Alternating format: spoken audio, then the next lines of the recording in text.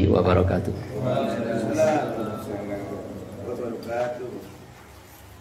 Alhamdulillahirabbil alamin wa bihi nasta'inu ala umuri dunya waddin. Asyhadu an la ilaha illallah wahdahu la syarikalah wa asyhadu anna Muhammadan abduhu wa rasuluhu la nabiyya ba'da. Allahumma salli wa sallim wa barik ala nabiyyina Muhammadin wa ala alihi wa ashabihi ajma'in. Bapak-bapak, ibu-ibu dan saudara sekalian, rahimani wa rahimakumullah. Alhamdulillah, segala puji kita panjatkan kepada Allah Subhanahu wa taala yang kembali memberikan kesempatan kepada kita sekalian bisa berkumpul di tempat ini, bisa bersama-sama mempelajari tentang perjalanan hidup dari panutan kita, dari uswah kita, Nabi kita Muhammad sallallahu alaihi wasallam. Semoga kita bisa mengambil faedah-faedahnya yang dengannya semakin menjadikan kita lebih cinta kepada beliau, semakin bisa meneladaninya, semakin mengenalnya, dan berharap bisa menjawab ketika malaikat bertanya kepada kita di alam kubur. Dan selain itu semua, kita sangat berharap bisa dikumpulkan bersama beliau kelak di surganya. Bapak-bapak, ibu-ibu dan saudara sekalian yang dimuliakan oleh Allah Subhanahu wa taala, malam ini kita akan sama-sama membaca atau mengkaji dan mengambil faedah insyaallah tentang perjalanan Isra dan Mi'raj Nabi kita Muhammad sallallahu alaihi wasallam. Sebisa mungkin kita ringkas. Jadi sebelumnya telah kita ketahui bahwasanya beliau sallallahu alaihi wasallam telah merasakan, ya kalau boleh dibilang, derita di dalam mengemban dakwah ini. Setiap ajakan beliau di Mekah selalu mendapatkan rintangan, ya, selalu mendapatkan cemoohan, cacian, makian, bulian, gitu. Kemudian orang-orang yang selama ini menjadi pendukung beliau, yang jelas-jelas mendukung terang-terangan, yaitu paman dan paman Nabi Abu Thalib, dan juga istrinya Khadijah yang setia menemani, memberikan support, ya, memberikan ketenangan, kedamaian bersamanya. Keduanya telah dipanggil oleh Allah Subhanahu wa taala. Maka semakin menjadikan sedihnya Rasulullah sallallahu alaihi wasallam ditinggal oleh orang-orang yang disayanginya ini. Belum selesai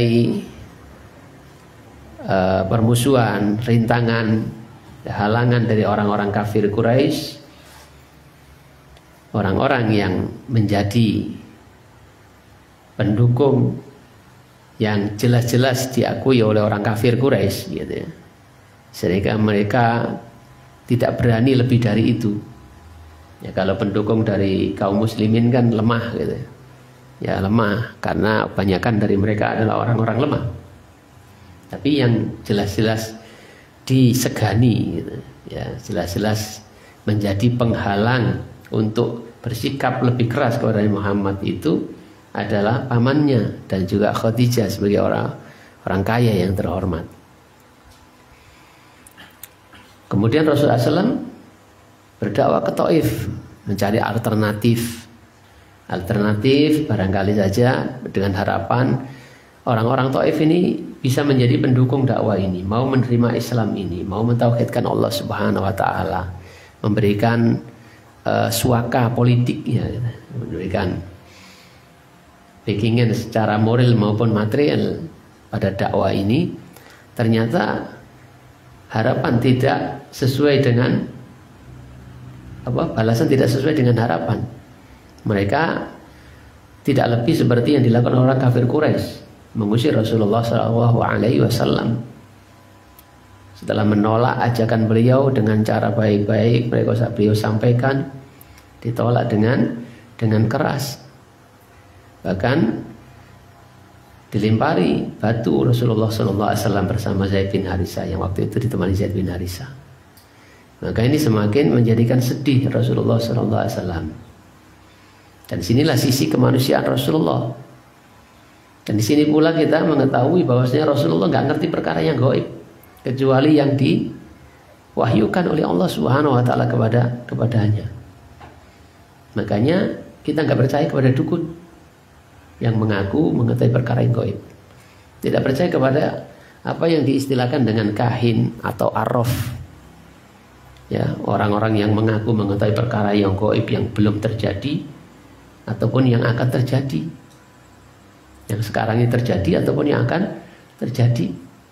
Kita nggak percaya itu. Siapa mereka itu?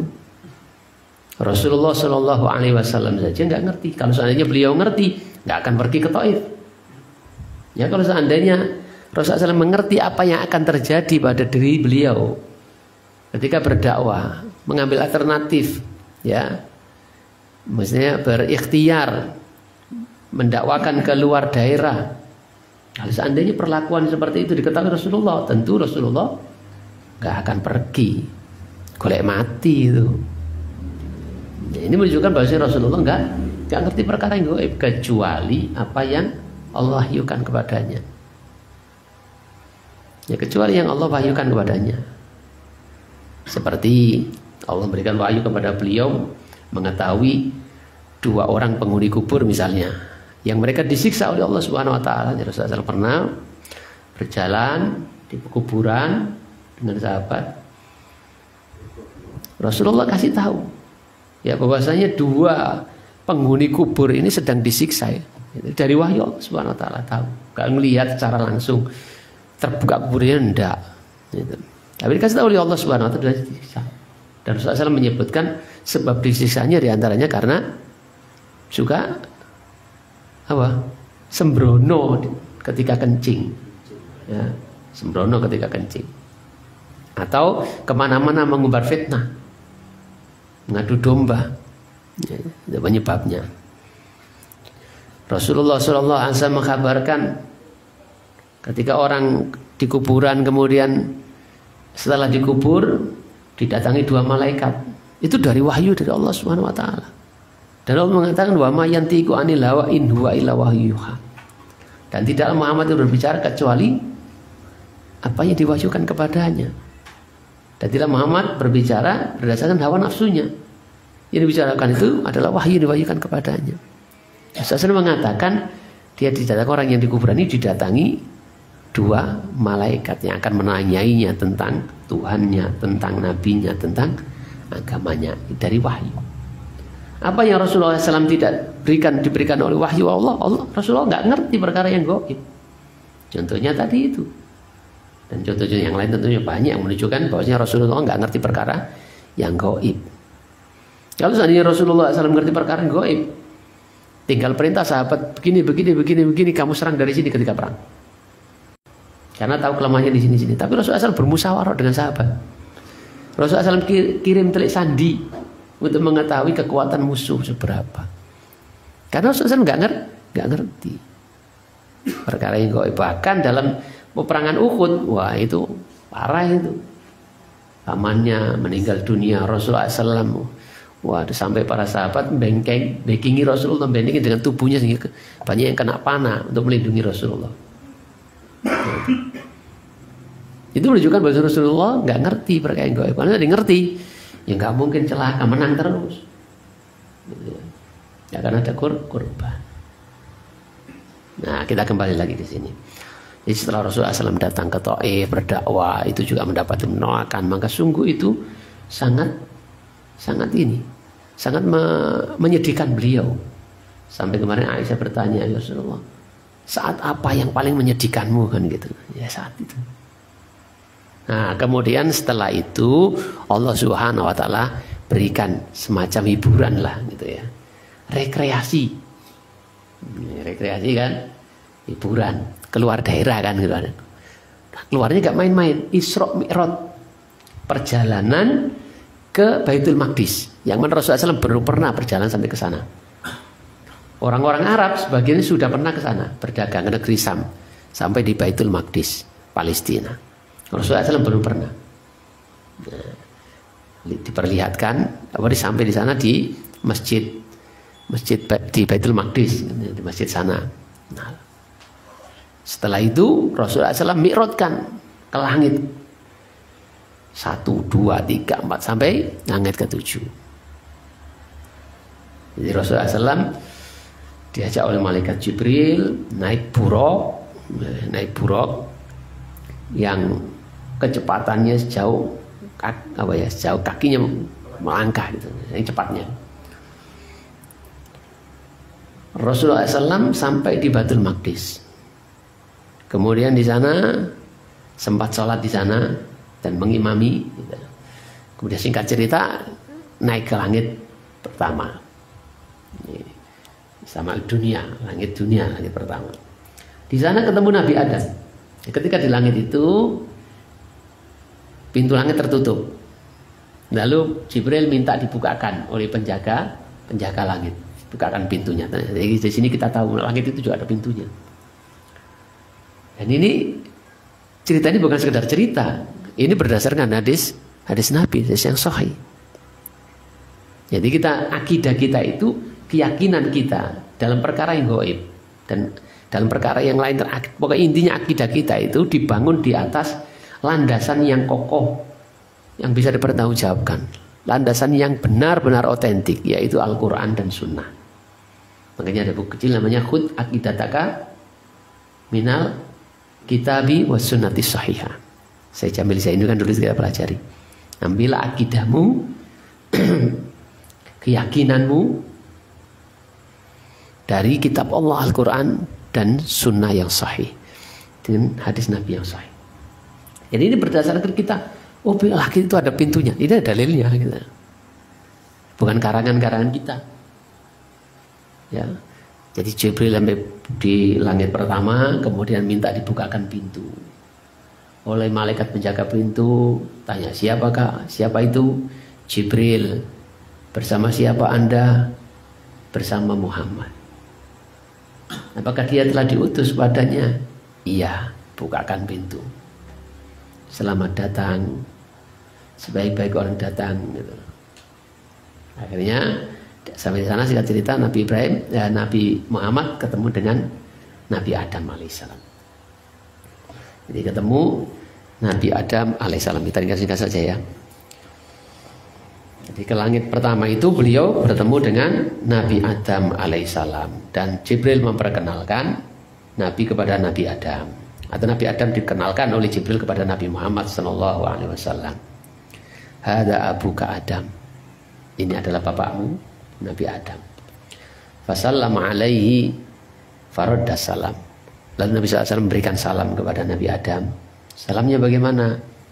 Ya, assalamualaikum. Karena assalamualaikum itu dari Nabi Adam kan, nanti dari Nabi dulu kita pelajari. Ingat enggak Bapak Adab salam? Kan ada di situ. Jadi ketika Nabi Adam diciptakan, kemudian dia gebres, ya, memuji Allah Subhanahu Wa Taala.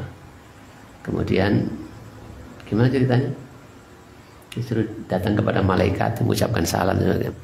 Atau dalam riwayat yang lain, biasanya salam itu adalah diturunkan kepada Nabi Adam, dan itu menjadi ucapan penghormatan anak cucu Adam.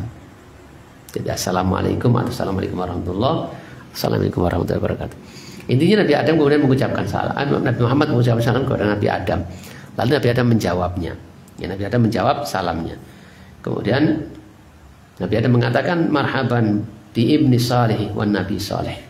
Ya, selamat datang wahai anak yang saleh dan nabi yang saleh. Kemudian diajak naik lagi oleh malaikat Jibril ke langit kedua. Sama penjaga langit bertanya ketika malaikat Jibril meminta dibukakan pintunya. Ya, siapa itu? Jibril. Bersama siapa? Bersama Muhammad. Apakah dia telah diutus kepada Allah? Iya.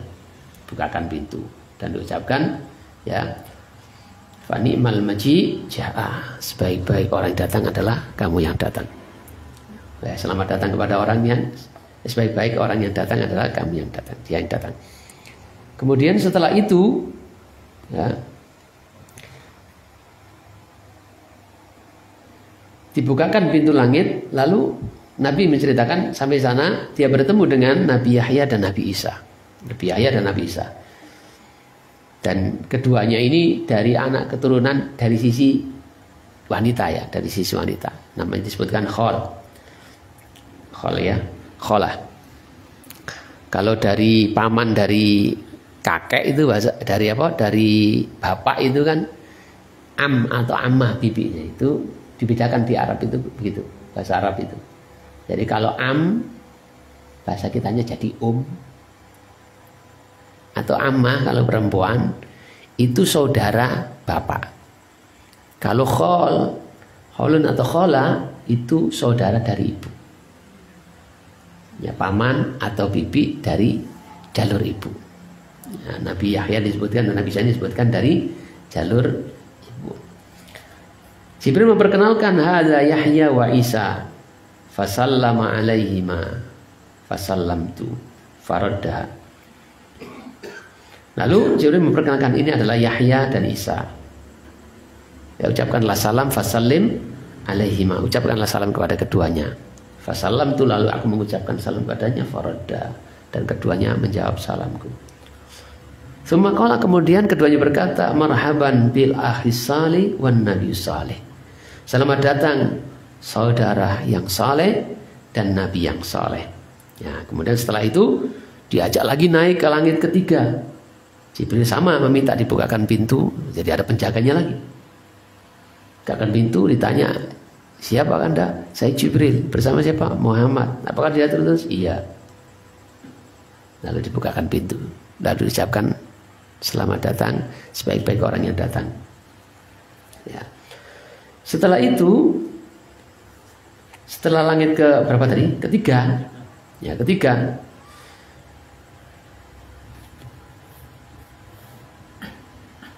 Nabi SAW kemudian bertemu dengan Nabi Yusuf. Dan Jibril sama memperkenalkan Nabi Muhammad. Nah, Nabi Yusuf kepada Nabi Muhammad SAW. Lalu kata Nabi, aku mengucapkan salam dan sama. Nabi Yusuf menjawab salamnya. Kemudian dia mengatakan marhaban bil ahli soleh wan nabi soleh. Selamat datang wahai saudara yang soleh, saudara yang soleh dan nabi yang soleh. Kemudian Jibril mengajak lagi naik ke langit yang keempat. Dan terjadi dialog dengan penjaga pintu langit di sana. Kemudian dibukakan, diucapkan sebagaimana ucapan sebelumnya, malaikat sebelumnya, yakni marhaban bihi fa ni'mal maji jaa. Ya. Ya, selamat datang sebaik-baik orang yang datang. Kemudian setelah itu bertemu di sana Nabi SAW dengan Nabi Idris alaihissalam. Nah, malaikat Jibril memperkenalkan hada Idris fasallim alaihi, ini adalah Idris. Ya, ini adalah Nabi Idris, ucapkan salam kepadanya. Fasallamtu alaihi, lalu Nabi mengucapkan salamnya kepadanya, faradda. Kemudian siapa namanya? Nabi Idris ini menjawab salam beliau sallallahu alaihi wasallam. Kemudian dia mengatakan marhaban bil ahli salih wan nabi salih. Selamat datang wahai saudara yang soleh dan nabi yang soleh. Kemudian setelah itu diajak naik lagi ke langit berikutnya, yaitu langit yang kelima. Terjadi dialog seperti sebelumnya dengan malaikat penjaga langit. Lalu setelah dibukakan sama diberikan ucapan selamat kepada Nabi Shallallahu Alaihi Wasallam sebaik-baik orang yang datang. Ya, sebagai orang yang terbaik yang datang ke sana. Kemudian setelah itu beliau bertemu dengan Nabi Harun. Di langit yang kelima ini bertemu dengan Nabi Harun. Dikenalkan oleh malaikat Jibril, ini adalah Nabi Harun. Ucapkan salam kepadanya. Lalu Nabi mengucapkan salam kepada Nabi Harun. Dan Nabi Harun menjawab salam beliau sallallahu alaihi wasallam. Kemudian mengucapkan marhaban bil ahli soleh wan nabi soleh. Selamat datang wahai saudara yang soleh dan nabi yang soleh. Kemudian setelah itu diajak lagi naik ke langit yang keenam. Pada jaraknya langit satu dengan langit itu semakin jauh ya. Dari bumi ke langit satu. Dari langit satu ke langit berikutnya itu lebih jauh lagi. Ya, lebih jauh lagi. Sampai kemudian ke langit yang keenam, sama penjaga langit bertanya, siapa itu? Saya Jibril. Tolong bukakan pintu langit. Bersama siapa? Muhammad. Apakah dia diutus oleh Allah? Iya. Ya, kemudian dibukakan dan diucapkan Ya, selamat kepada orang yang datang, sebaik-baik orang yang datang adalah engkau. Kemudian setelah itu Nabi SAW bertemu dengan Nabi Musa alaihissalam. Dikenalkan juga, ini Nabi Musa, ucapkan salam kepadanya. Lalu Nabi SAW mengucapkan salam dan Nabi Musa menjawab salam beliau. Dan mengucapkan marhaban bil ahi soleh wan nabiyyu soleh. Selamat datang saudara yang soleh dan Nabi yang soleh. Ketika Nabi SAW ingin berlalu, Nabi Musa menangis. Ditanyakan kepada Nabi Musa, kenapa engkau menangis? Nabi Musa menjawab, aku menangis karena sesungguhnya seorang anak yang diutus sesudahku, dia masuk surga dari umatnya yang paling banyak, ya, daripada orang-orang yang dimasukkan ke dalam surga dari umatku. Ya, Nabi Musa kalah. Yang paling banyak masuk surga itu umat Nabi Muhammad. Ya, dari sisi jumlahnya memang banyak umat Nabi Muhammad dibandingkan umat Nabi Musa. Yang paling banyak masuk surga ya umatnya Nabi Muhammad dibandingkan umat Nabi Musa. Dan di sini Nabi Musa menangis karena alasan itu. Ya, karena alasan itu. Jadi sesungguhnya dia menangis itu karena seorang yang diutus, ya, seorang anak yang diutus sesudahku, dia masuk surga dari umatnya itu lebih banyak daripada orang-orang dari umatku yang masuk ke dalam surga. Kemudian Nabi SAW diajak naik lagi ke langit yang ketujuh, yang jaraknya lebih jauh lagi. Malaikat Jibril meminta dibukakan oleh penjaga pintu langit, dan dia bertanya, siapa? Itu Jibril. Bersama siapa? Muhammad. Apakah dia diutus? Oh iya. Dibukakanlah pintu langit yang ketujuh.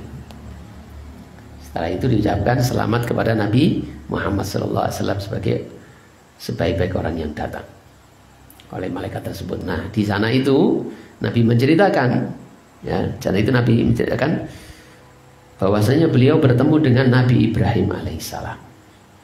Beliau bertemu dengan Nabi Ibrahim alaihissalam. Lalu malaikat mengatakan, hada abuka fasallim alaih. Itu bapakmu. Ya, Nabi Muhammad itu jalurnya sampai ke Nabi Ibrahim. Itu bapakmu, dari jalur Nabi Ismail. Itu bapakmu, berikan salam kepadanya. Maka Nabi SAW mengucapkan salam kepada Nabi Ibrahim, dan Nabi Ibrahim menjawab salamnya. Kemudian mengucapkan marhaban bil ibni salih wan nabi salih. Selamat datang anak yang saleh dan nabi yang saleh. Kemudian Nabi SAW mengangkat kepalanya ke atas. Ya, di atas ada Sidratul Muntaha. Ya, Sidratul Muntaha seperti taman dengan pohon-pohonnya yang daunnya itu, kata Rasulullah, sebesar telinganya gajah. Jadi itu Sidratul Muntaha. Kemudian ditunjukkan juga Nabi Muhammad SAW di sana ada 4 sungai. Nahrani batinani, 2 sungai batin, wa nahrani zahirani, yang 2 adalah sungai zahir. Lalu Nabi SAW bertanya kepada Jibril, apa ini wahai Jibril? Maksudnya sungai batin, sungai zahir ini apa? Maka Jibril menjelaskan, yang dimaksud sungai batin itu adalah 2 sungai yang ada di surga kelak.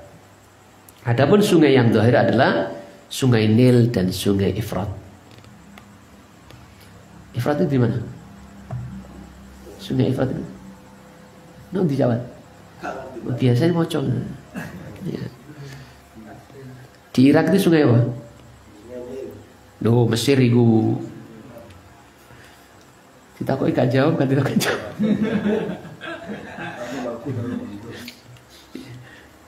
Di Irak itu sungai apa? Ini Efrat ya? Di Irak. Ya. Kemudian Nabi SAW ke atas melihat adanya Baitul Ma'mur. Sana Nabi SAW diperlihatkan Baitul Ma'mur. Baitul Ma'mur itu pusat ibadahnya penduduk langit. Jadi pusat ibadahnya penduduk langit seperti Ka'bah pusat ibadahnya penduduk bumi. Dan itu lurus ke atas, lurus ke bawah itu Ka'bah, ke atas itu Baitul Ma'mur itu. Yang di dalam riwayat yang lain Rasul menceritakan setiap hari 70.000 malaikat masuk ke sana. Masuk ke Baitul Ma'mur, beribadah kepada Allah Subhanahu wa taala. Dan tidak ada yang kembali lagi.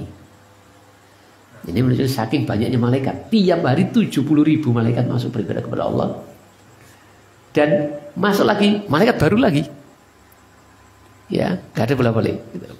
Situ beribadah kepada Allah. Ini menunjukkan malaikat itu sangat banyak sekali. Tidak ada jumlahnya. Ya, tidak. Hanya Allah Subhanahu wa taala yang tahu, yang tahu jumlahnya. Kita hanya mengimani ya itu malaikat itu banyak pada saat di sini, dan juga mengimani juga nama-nama mereka yang dikabarkan kepada kita. Adapun nama-nama yang lain yang tidak bersumber kepada Al-Quran dan Sunnah, ya kita nggak berani mengatakannya dan tidak meyakininya.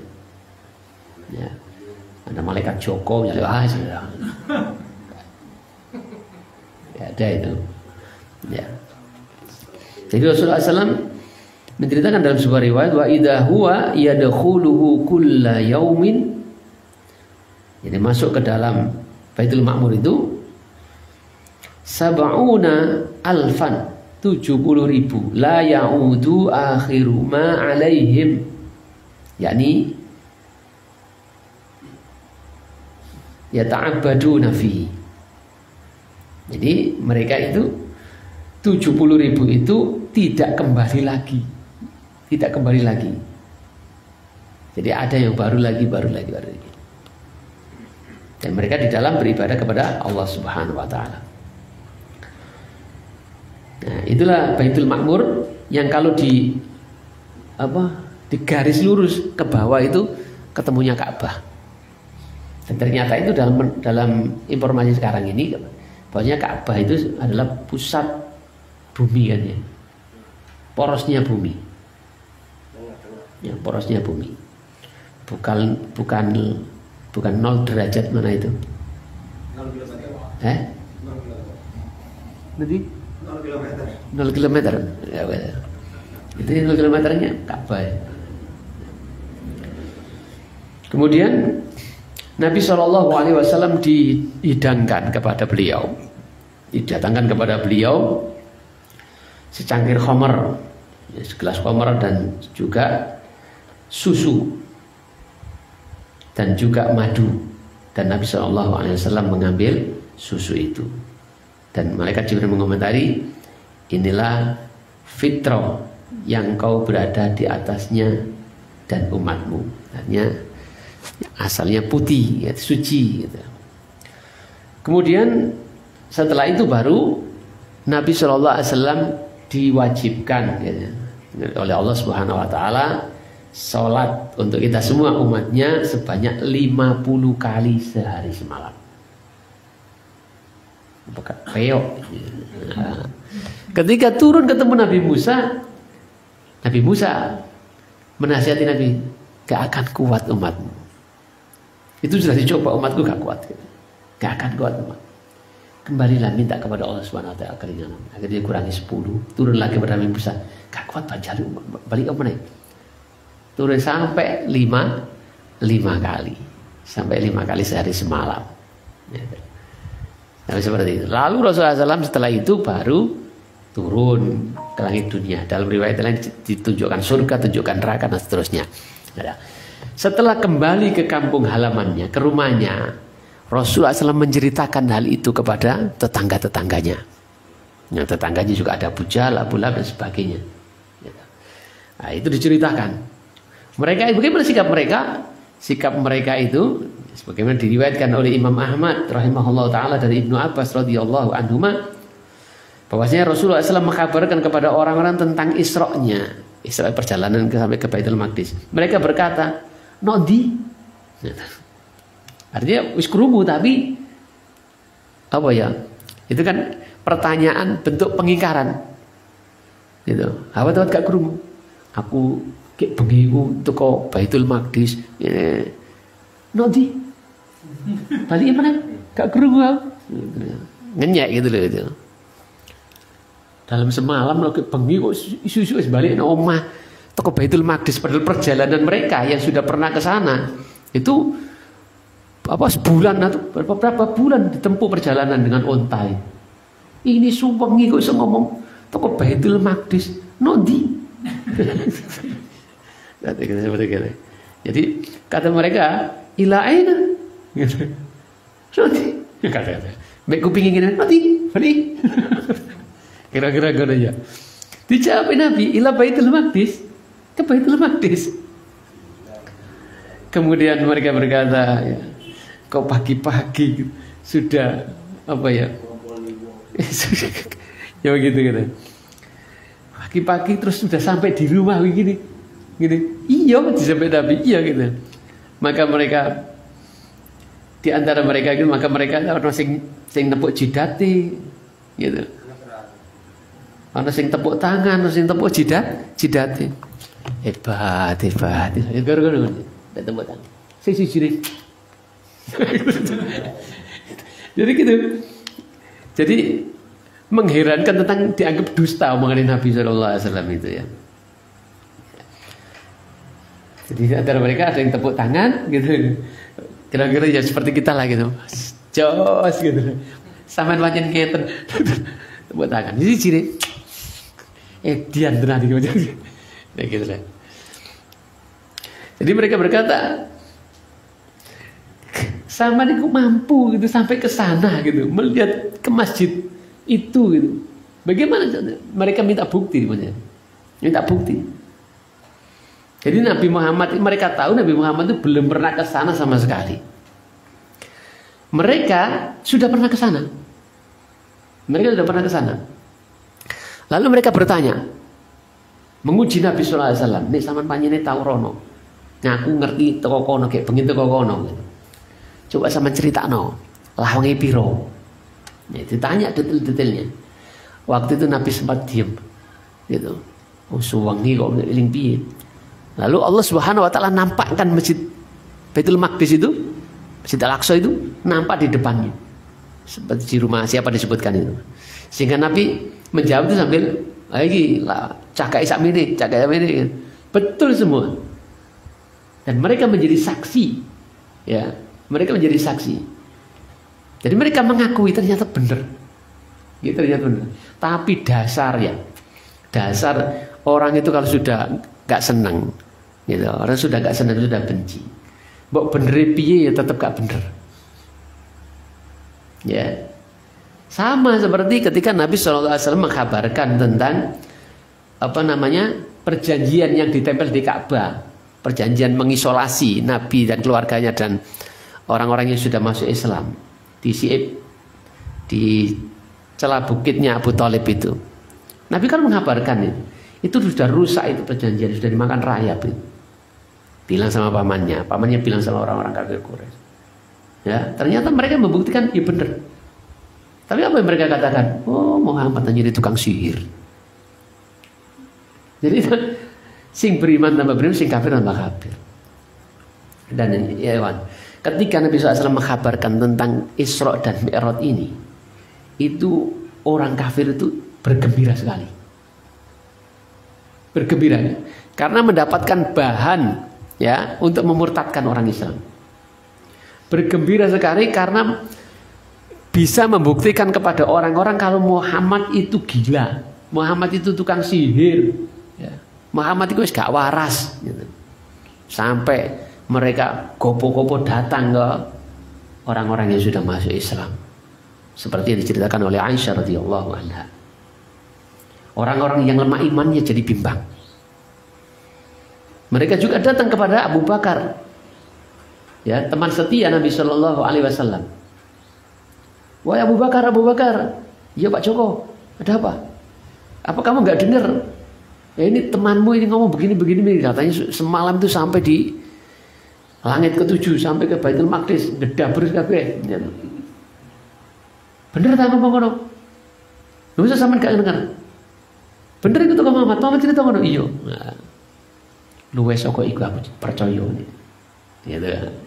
Luwes saka iku aku percaya dari Abu Bakar. Jadi Abu Bakar makanya mendapatkan gelar As-Siddiq itu ya seperti itu kan. Karena memang Abu Bakar luar biasa imannya daripada Nabi SAW. Ya. Jadi mereka berkupu-kupu datang ke Abu Bakar untuk melemahkan imannya Abu Bakar.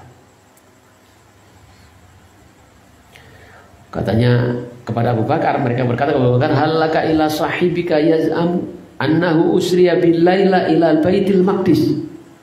Qala au qala dzalik, kata Abu Bakar. Apakah dia mengatakan seperti itu? Qalu, mereka menjawab, na'am, iya.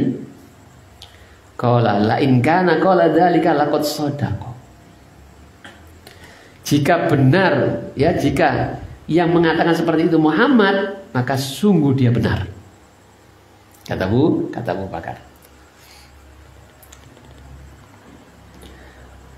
Qalu, mereka berkata, au tasaddaqahu annahu dhahaba al-laila ila baitil maqdis wa jaa qabla ayyusbih. Apakah kamu juga membenarkan bahwasanya dia pergi di malam hari ke Baitul Maqdis dan datang sebelum subuh? Abu Bakar menjawab, na'am, iya. Inilah asdiquhu fima huwa ab'adu min dzalik. Asdiquhu bi khabari samai min ghadwati aw rauhati falidalika sumiya Abu Bakar As-Siddiq. Ya, dalam riwayat ini kata Abu Bakar, sesungguhnya aku telah membenarkannya jauh sebelum itu. Jauh sebelum sama ngomong begini, Muhammad itu cerita semalam itu ke Baitul Maqdis, semalam itu ke langit ke-7 dan sebagainya. Jauh sebelum itu saya sudah percaya kepadanya. Aku membenarkan kabar dari langit yang turun kepadanya di siang hari, di malam hari atau di siang hari. Karena itulah Abu Bakar dinamakan As-Siddiq, orang yang benar, orang yang jujur. Dan semestinya seperti itulah sikap seorang mukmin ketika dia mengaku beriman kepada Nabi. Ya, mendapati hadis sahih, sami'na wa ata'na, ku dengar hati. Semestinya seperti itu. Orang kok kalah di omongan-omongan ini. Tinggalkan dawe Nabi, melu omongan sing siji.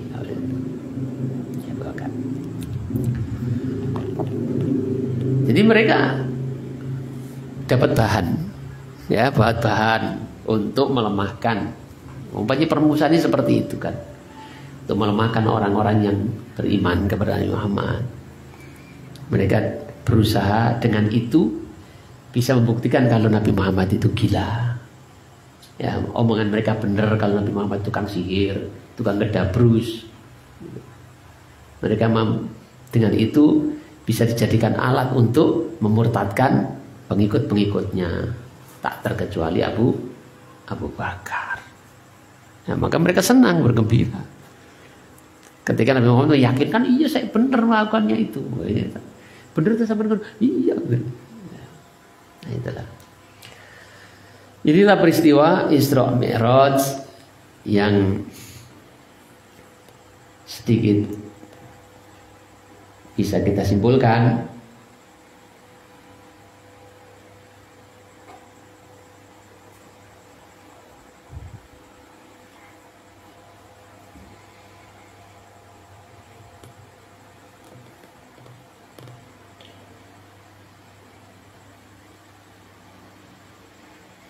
kita ambil faedahnya ini saja ya, pada pertemuan berikutnya saja. InsyaAllah karena ada beberapa poin faedah yang nggak akan selesai. Mudah-mudahan besok bisa selesai dalam satu pertemuan ya, dengan secara ringkas. Demikian ikhwani wa akhwati fillah rahimani wa rahimakumullah, apa yang bisa sama-sama kita ungkap dari Isra dan Mi'raj yang dilakukan oleh panutan kita Nabi Muhammad sallallahu alaihi wasallam ya. Dan ini adalah khusus untuk Nabi. Ya. Isra Mi'raj ini adalah kekhususan Nabi sallallahu alaihi wasallam. Yang mana nabi-nabi sebelumnya tidak ada yang di Isra Mi'rajkan seperti Nabi sallallahu alaihi wasallam. Jadi ini kekhususan Nabi sallallahu alaihi wasallam. Dan kita katakan sebagai hiburan dari Nabi SAW setelah merasakan derita macam-macam dari dakwah yang beliau lakukan, sedih, susah. Lalu Allah perjalankan. Istilah rekreasi kan gitu kan. Ya, healing gitu. Rekreasinya nggak main-main, belum pernah dong. Orang lain rekreasi seperti bahkan nabi-nabi yang lain belum pernah, khususan untuk nabi. Ya, sampai ke langit ke-7 bertemu dengan orang-orang yang ini, dan ini juga tidak bisa diyakini bahwasanya nabi-nabi sebelum Nabi Muhammad itu hidup gitu ya. Ya, Allah berkuasa untuk menghidupkan mereka. Ya, Allah berkuasa untuk menghidupkan mereka. Tapi apakah mereka sekarang ini hidup? Itu harus ada dalil yang jelas yang menunjukkan akan hal itu. Ya, akan hal itu. Yang betul-betul jelas menunjukkan bahwa mereka hidup. Kalau tidak berarti umumnya manusia. Ya, mereka meninggal dunia dikubur. Ya, mereka la tusmi'ul mauta. Ya, tidak bisa mendengar. Dan seterusnya kecuali saat-saat tertentu yang disebutkan dalam hadis itu saja, sebatas itu yang kita imani gitu ya, kita imani. Kita tidak mau berandai-andai gitu. Yang pasti saja. Mungkin itu saja dan kita tutup dulu dengan doa kafaratul majlis. Subhanallahumma wa bihamdika asyhadu an la ilaha illa anta astaghfiruka wa atubu ilaik. Assalamualaikum warahmatullahi wabarakatuh. Waalaikumsalam.